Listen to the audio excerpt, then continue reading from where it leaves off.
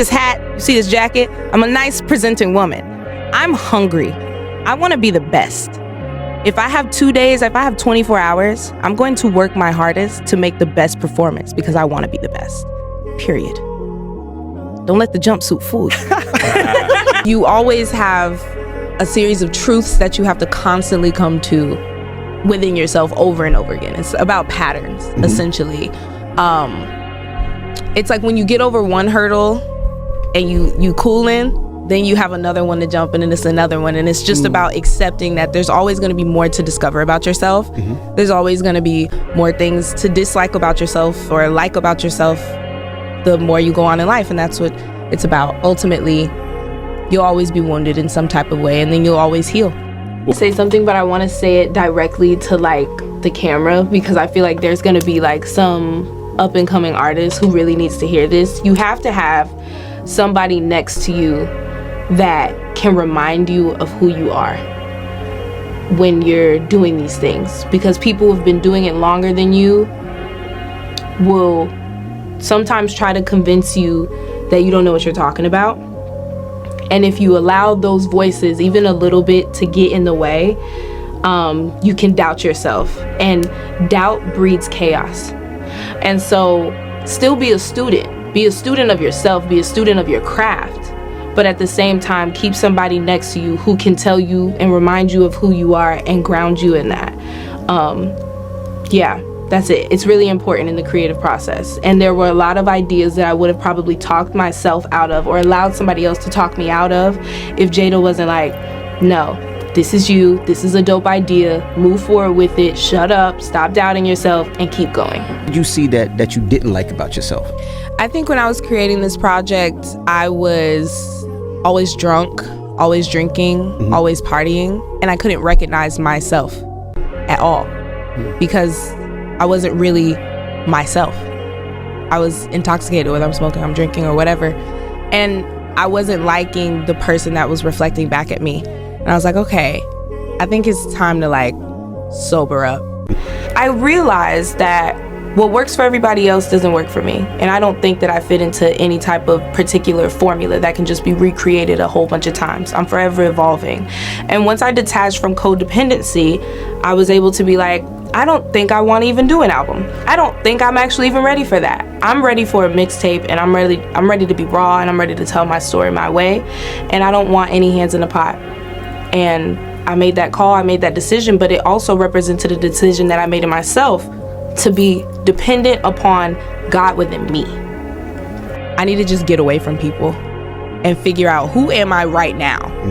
Because I feel like I was carrying this version of myself that I had been since I was like 20, 21, you know what I mean? And it was no longer serving who I was to become.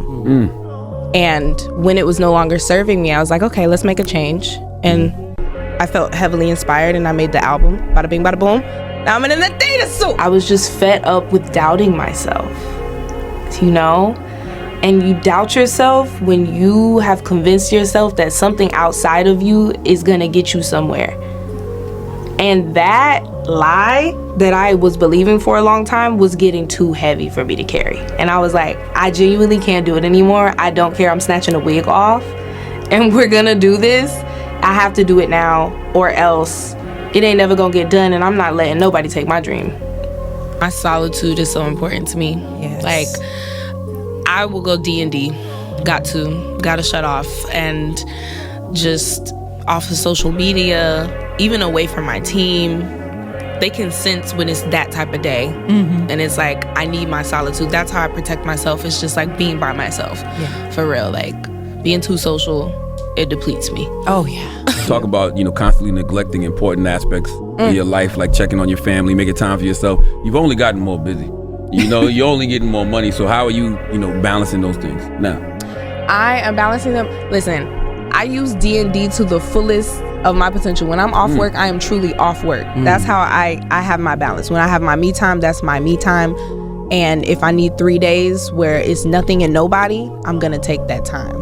So that's how I keep my balance. It's just shutting everybody out when I need me time. That's fantastic. Ultimately, when you're first starting, you don't know everything. Yeah. And me being a student, I come in humbly, like I don't know everything. Yeah. But over time, I started to realize that I have to become really, really dependent on myself and my gut, and that's strong. So you're a student by nature. Absolutely. And yet the world is starting to look to you for answers. How does that feel? Chill.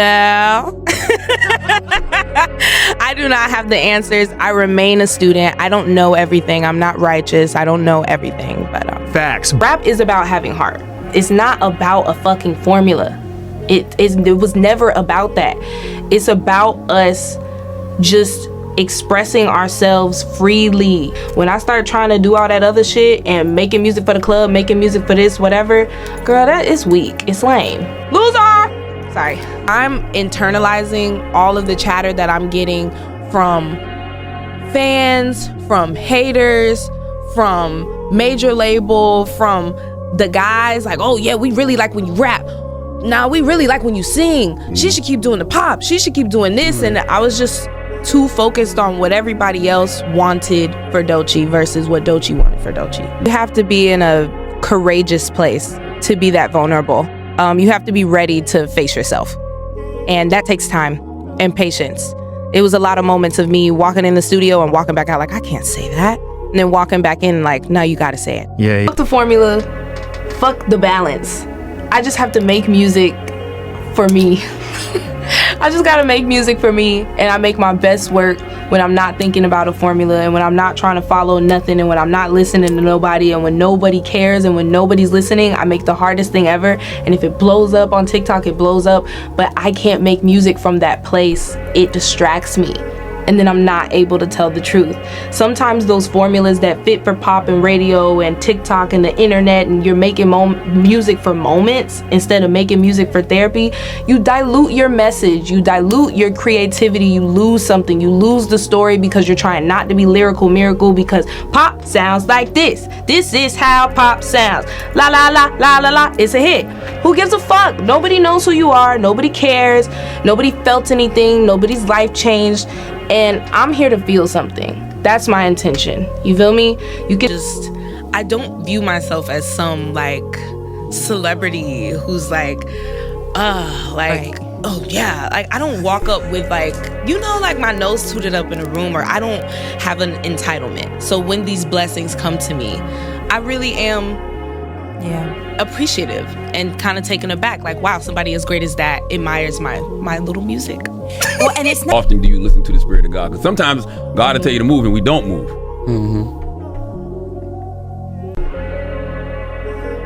I'm only not listening to the Spirit of God when I am distracted internally. That's why I keep telling y'all this sobriety thing. I hear from God better when I'm sober and I'm clear-minded. So it's like I only veer off of that when I distract myself with other things outside of me. How do you not get jaded by everything? I think I don't take myself too serious. That's a big thing. I don't take myself too serious. And then also, you stay in that genuine place, and I think when you really are genuine, you know what I mean? It's in you. It's in you. It's not something that you can really teach. I believe that I'm anointed, and I have a praying mother, and I pray. So, I don't know. That type of energy and aura comes from surrounding myself with like-minded people who also have that genuine spirit, and then also just genuinely being a genuine ass bitch. And you know what's so... I woke up one day and I felt very ready to stop being codependent on my label. And when I say that, I mean like codependent on their opinions, codependent on their approval, codependent on their advice even. An insecurity that you had to deal with, that you learned how to overcome, and you hope that inspires somebody else. The insecurity of sharing my art. Like, I just was never scared to create. I was always scared to share it. That was the scary part for me, because I didn't think that anybody would be able to relate to it or think it was cool. And I wanted that. I love connecting and I love community. So of course, it's not like I want people to think my shit is cool. Ooh, sorry. No, you're good. It's not like I want people to think my shit is cool because I want to be cool. I just don't want to be alone. I want to feel connected, that somebody likes the same things that I do, so we can bond over that.